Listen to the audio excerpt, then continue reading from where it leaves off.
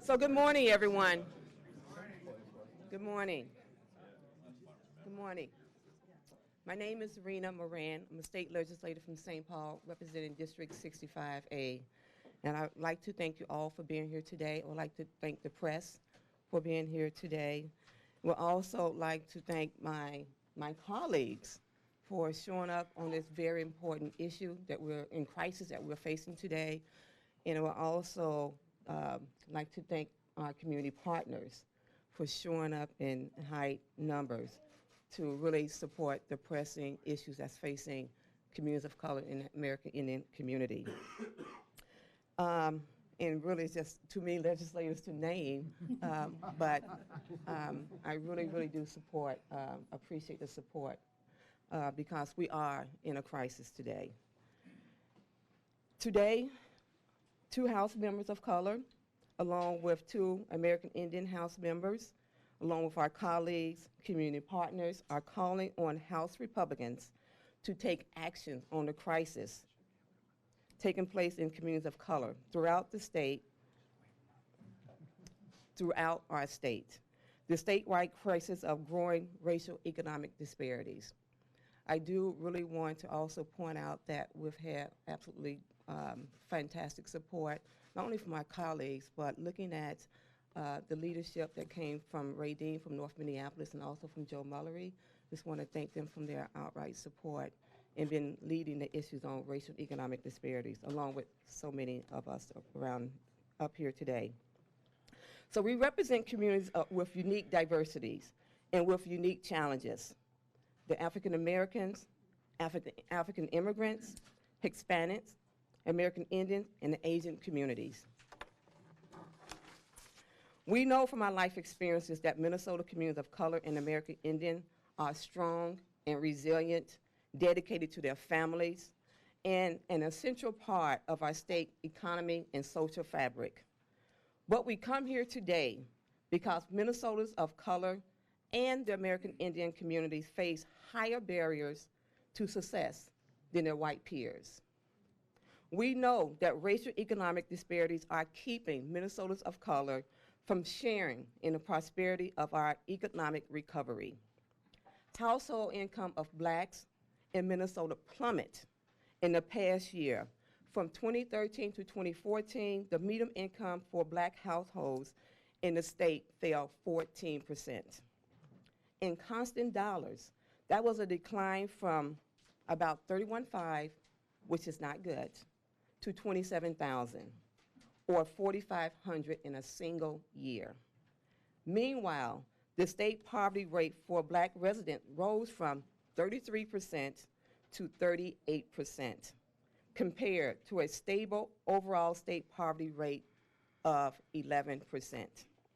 So we know that unemployment rate for Caucasian is 3.7%, while the unemployment rate for African Americans and American Indians is 13%.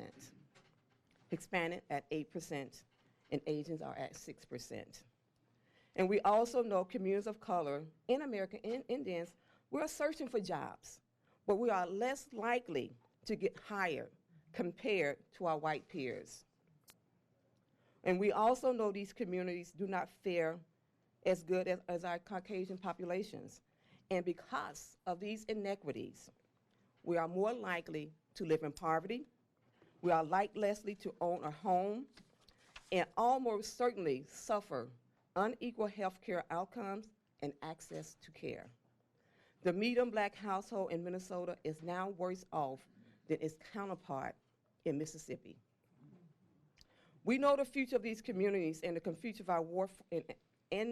of our workforce are interconnected.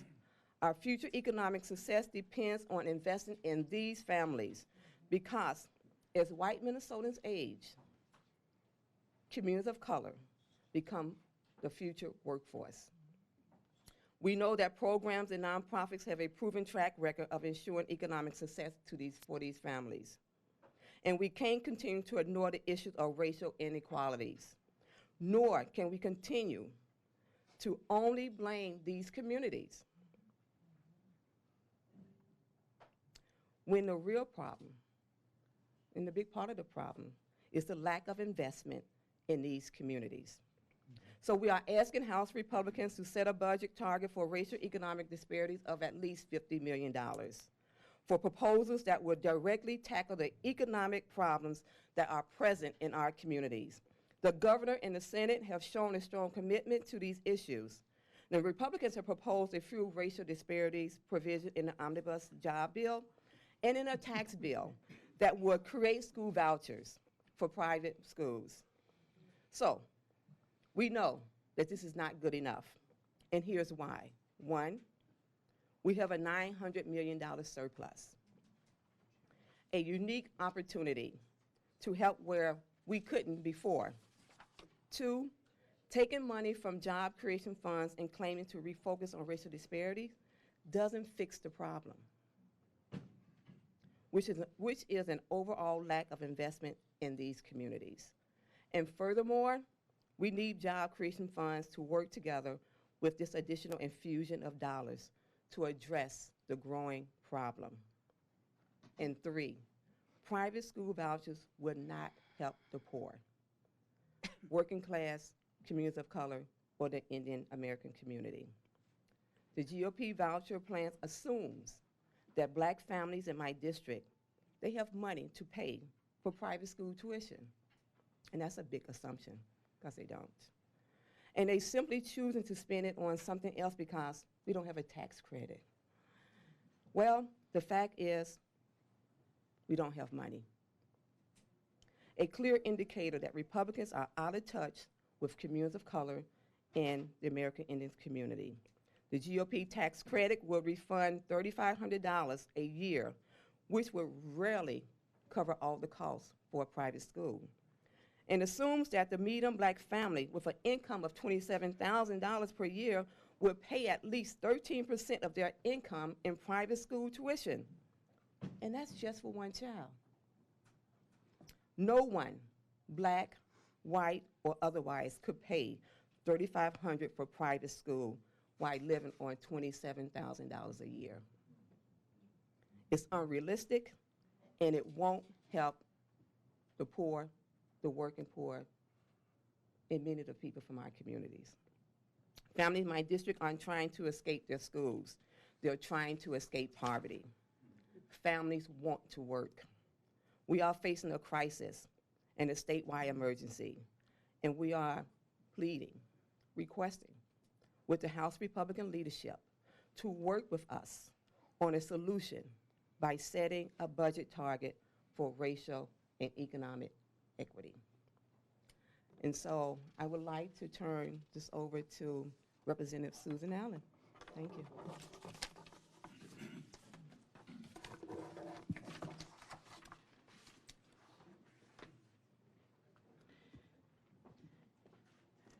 I'm State Representative Susan Allen. I represent South Minneapolis District, House District 62B. And I thank all of you for attending and for standing in support here.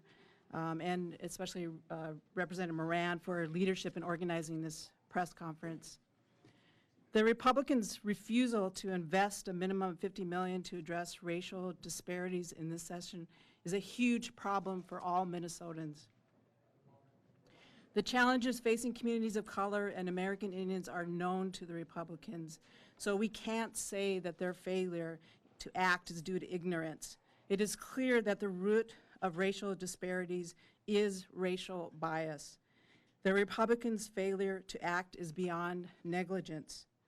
What we need from Republicans is inclusion for people of color and American Indians who are being marginalized and are in crisis.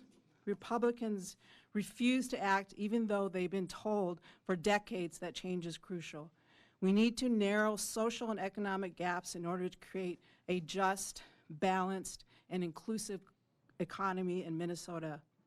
We need meaningful, career-oriented employment opportunities for people of color and American Indians so that they will have a chance to raise themselves out of poverty.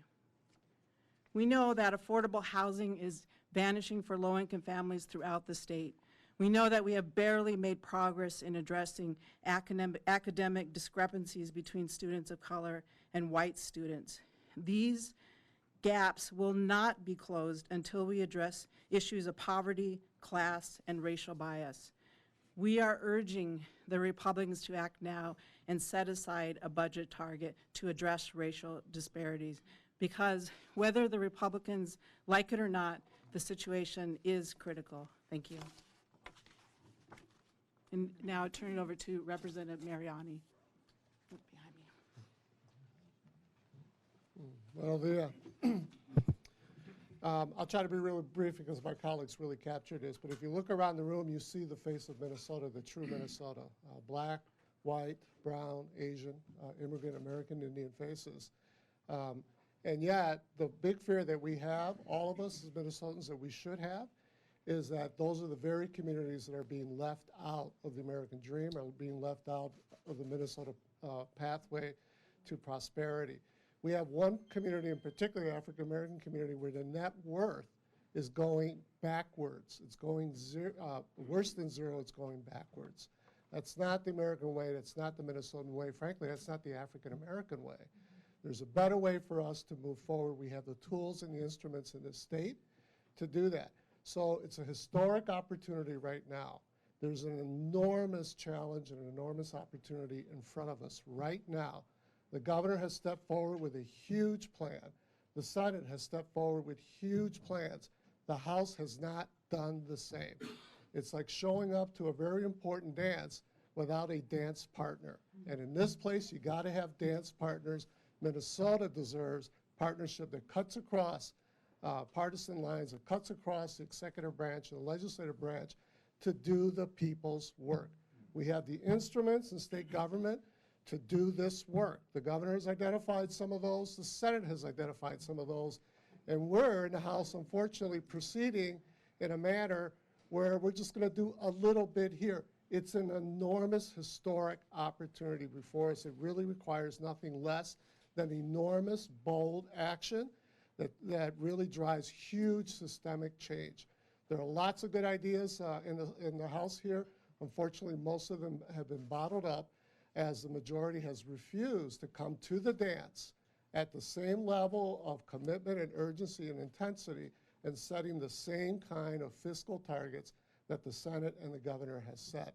It's time for Minnesotans to say to the Minnesota House, wake up, do the people's work, do the right thing. Thank you.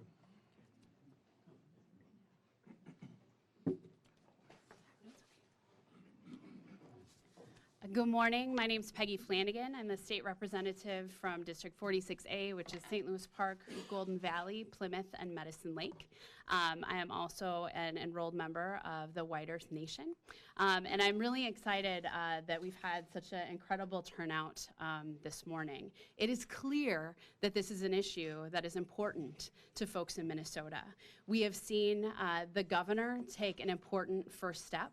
We have seen the Senate take an important first step in investing in communities of color and American Indian communities, and we also need to see the Republican House leadership take that step as well.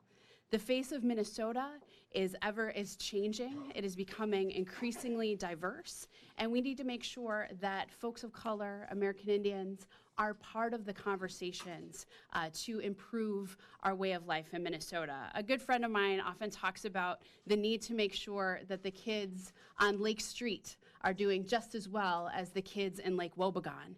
And I believe that that is who we are as Minnesotans, right?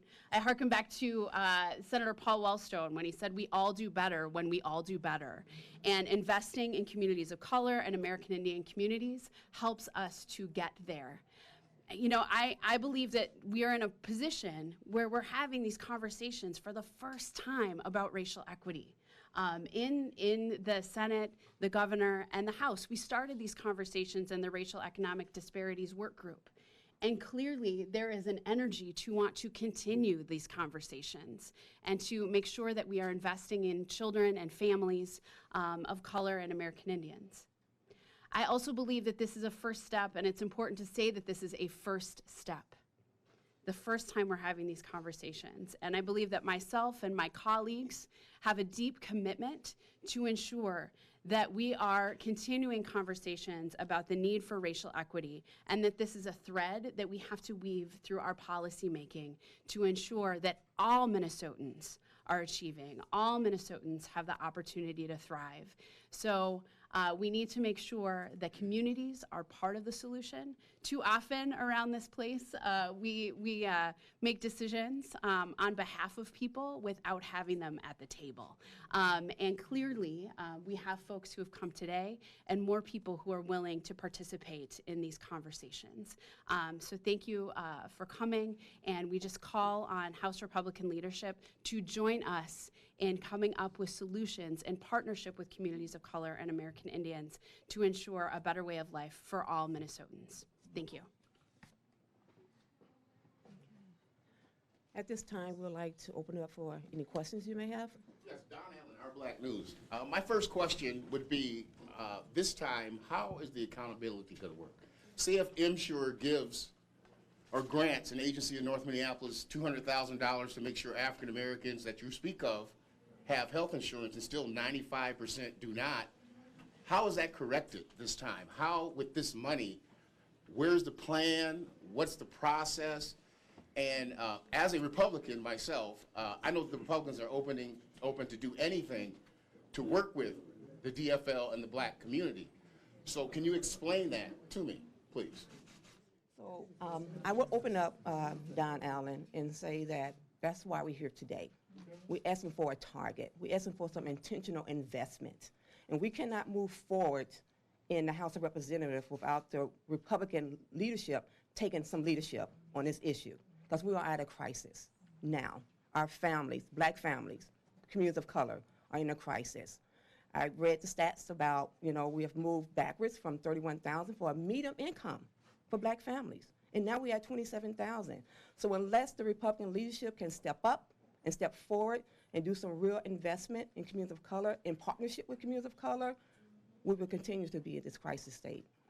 Representative, Republicans have distributed this between the jobs bill and the education bill, about $25 million that they say address disparities. Is this a step forward? Is this just not the right mix or enough? What's your reaction to that? It is a very, very little beginning, and anyone else can join in this. But again, it's moving money around, taking money from here to put money there, and it's not a real investment in the way that needs to be done for our communities that are in crisis. Okay. As president of the Minnesota Black Nurses Association. Shirley LaChapelle, president of the Minnesota Black Nurses Association. There is a very real crisis. The inequalities are real. The illness is real. The lack of access not only to food, jobs, and health care, so real. If the Republicans are serious about helping and doing their part and ending all this and saving money, then they will provide the communities that need the most with the things they need to not only survive, but to prosper. That's the American way, and that's the thing that they owe, not only the people up north on the Iron Range, but the people down here in the cities. That's my point. What investments would you like to see specifically in the realm of healthcare Well, that would number help? one, I'd like to see a national health care plan. In this state, single payer.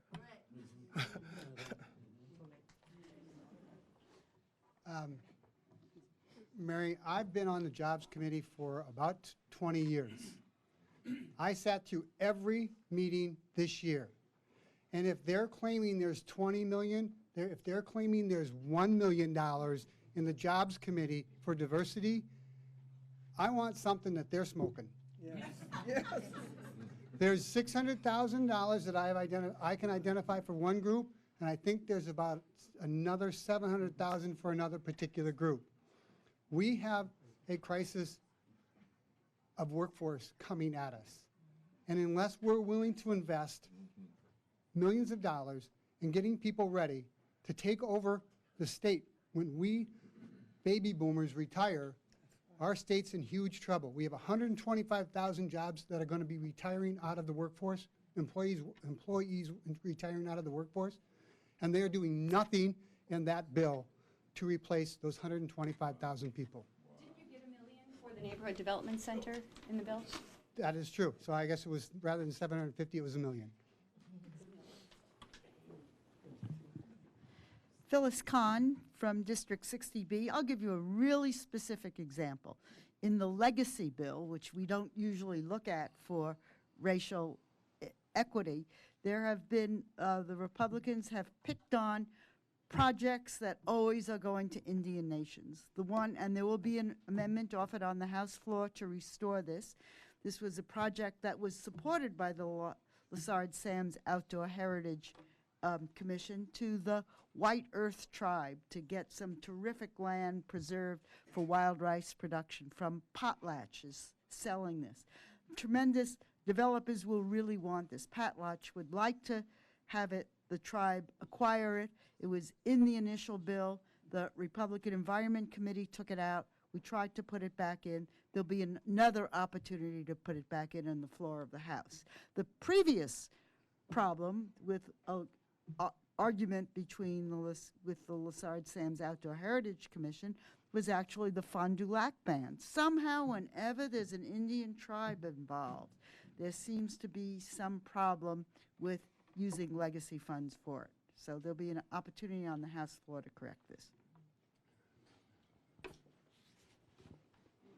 So I think it's important to, again, acknowledge there's a $900 million surplus.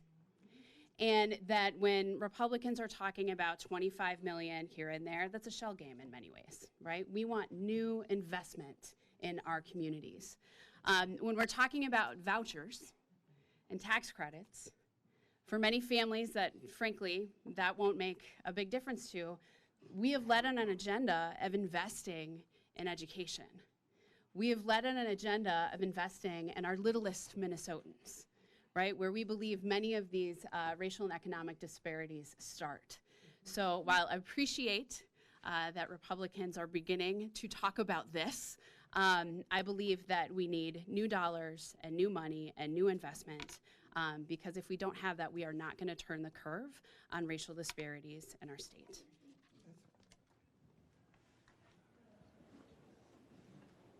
As days pass and the state of the economic state for minorities, I'm an inventor, I'm an entrepreneur.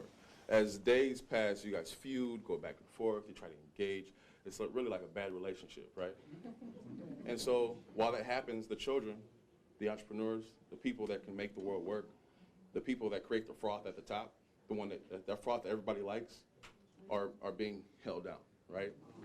And so if we can't have an opportunity to, for example, have outlets or streams to invest in entrepreneurs like myself, inventors like myself, who will drive economic development from the bottom up in places like North Minneapolis, people like me who sit at the eatery at Sammy's and collectively find ways to work together to comprise a real enterprise of black business, at what point in time does the ego sit down, and at what point in time does real life take over? Because at this point, you're in an emergency, right?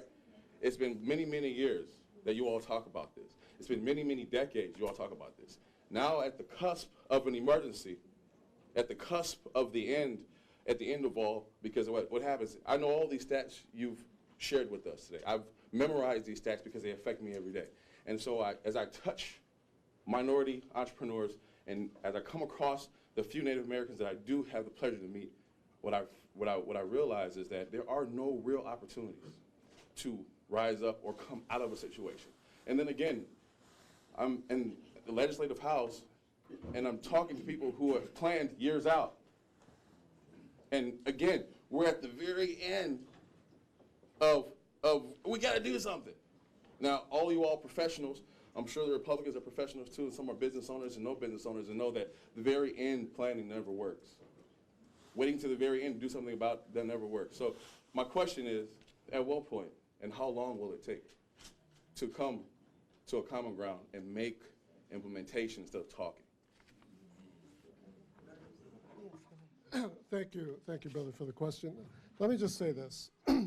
There's that old adage about when something doesn't work, you know, why are you continuing to do that while you have this pressing issue in front of you. You know, do something new, do something different, get outside the box, match up with reality. Now, let me tell you, you know, we're up here, I think all of us, at least the electeds up here, are Democrats.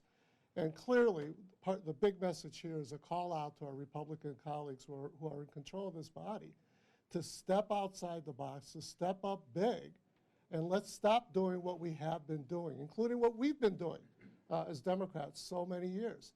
Clearly, the issues before us didn't show up overnight. The issues before us really speaks to a failed approach on the part of the legislature, on the part of the executive branch, and the part of the state. It's not the failure of these communities. These communities are dynamic. They're desirous and they work hard.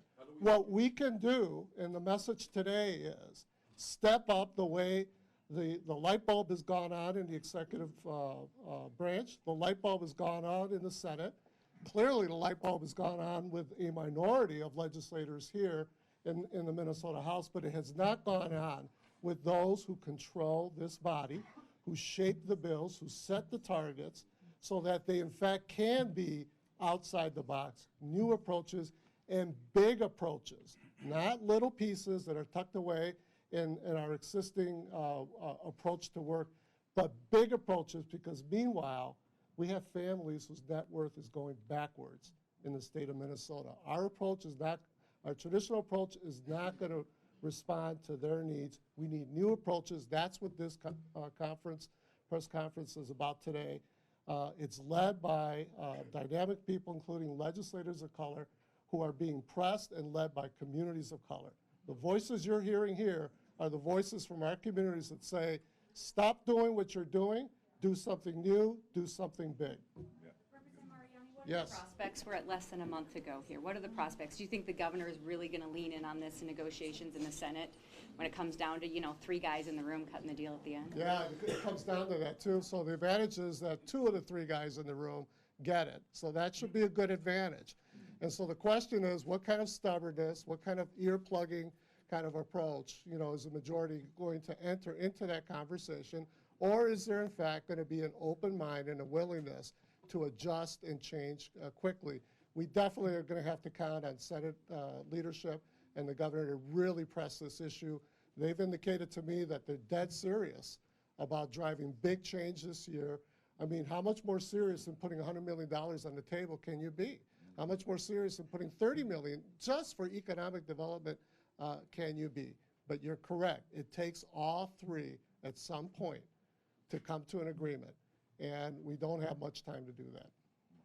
State Rep, those are really good words. I have one more question, and I just want you to realize that anything times 0 is going to equal 0. But my main question is that there are a large population of homeless veterans, African Americans on the street in Minneapolis and St. Paul. I am a veteran, honorably discharged in 1981, and I don't see the state, I don't see any of these agencies or partners even focusing on those homeless veterans that are downtown, sleeping now where the Prince Memorial is, hanging out because there's people there that bring food.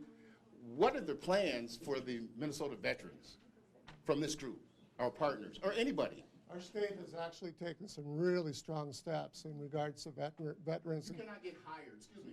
DEED is not hiring veterans. Met Council is not hiring veterans. We have a group of 40 veterans, some of them graduates from Hamline University like myself, that have applied for these jobs. Not that we need a job, but we wanted to see what this legislation was doing from mandated by Governor Dayton to these state agencies to hire veterans, and it's not happening. The school district, the Minnesota Board on Teaching, all these people are ignoring, especially veterans of color. You better not apply if you're a shade darker than khaki. And so we have a big problem with that, and we need this addressed because the veterans are also a part of this picture. Right on. Thank you. Absolutely right. You know, and so again, the message here is stop doing what we have been doing, do new things, do them bigger, you know, and do them guided by the experiences and the wisdom that come from communities of color. Thank you, sir. And so I would just like to just end this by saying that this is a beginning. This is a first step. The investment that needs to be made, this is the first step. We will be having more in conversation and engaging our communities of color over the summer and bring this back into 2017. So I just want to thank you all for being here today, and we're definitely calling out the Republicans to make a commitment and set a target. Thank you. Thank you.